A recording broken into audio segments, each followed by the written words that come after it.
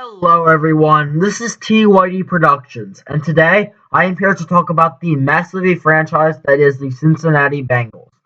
Cincinnati was shut out this past Sunday against the Ravens, with Andy Dalton playing absolutely abysmal, throwing 4 interceptions and losing a fumble in an absolutely embarrassing performance. While this obviously falls on Dalton and no one else, the Bengals are always having some sort of drama like this. Whether it be in the playoff meltdown against Pittsburgh a few years back, or the recent suspension of Vontaze Burfict, or the recent drafting of the controversial Joe Mixon, we can all attribute this back to one man not being able to have any control over his team. This man is, of course, Marvin Lewis. This man has been coaching the Bengals for 15 years now. That's right, 15 years. Did I mention that he has not led the Bengals to a playoff win in that span? It is insane to me that this man is still employed as the Bengals head coach. 15 years and no playoff wins is not good. It is mediocre. And some may say, well, at the very least, he made the playoffs 7 out of the 15 times. But that means nothing.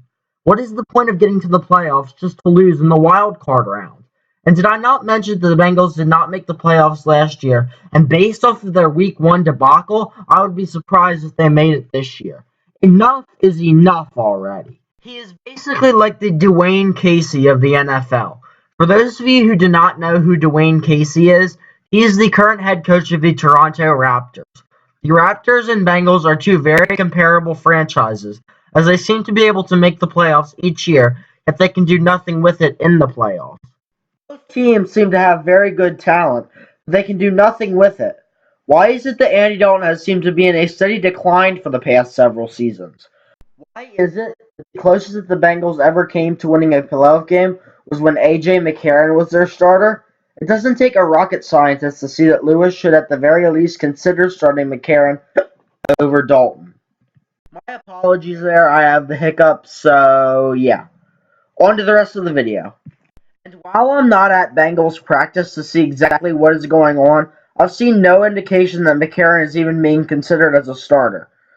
It seems as though the team hit its peak around the 2014 season, and ever since then they have been in a steady state of decline. Jeremy Hill had a great year. Andy Dalton had a very good year. Their defense had a very good year. However, they once again lost in the playoffs, this time to the Colts. Yet, they came back with a strong season in 2015 in which they won their division and hosted a playoff game against their rivals, the Pittsburgh Steelers. Though they put themselves into an early hole, they were able to dig themselves out of it, leading 16-15 and needing just one first down to put the game away. However, we all know what happened next.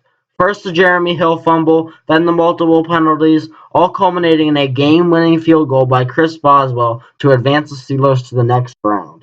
I'm not going to go into any more detail about this game, as I plan to make a separate video delving deep into the game, but the reason why the Bengals lost was because Marvin Lewis was unable to control the loose cannons that were Vontaze Burfict, Pac-Man Jones, and Jeremy Hill. Did I mention that all of these guys are still on the team? So as long as they are there, the toxic environment that has surrounded them will continue to linger with the Bengals. This is not a good place for a rookie Joe Mixon, who obviously had his own character problems while at Oklahoma. I can't for the life of me understand the rationale of this Bengals team. Their GM, Mike Brown, hasn't done a terrible job at assembling and, at the very least, competent team. It's just that Lewis seems to not be able to do anything with this talent.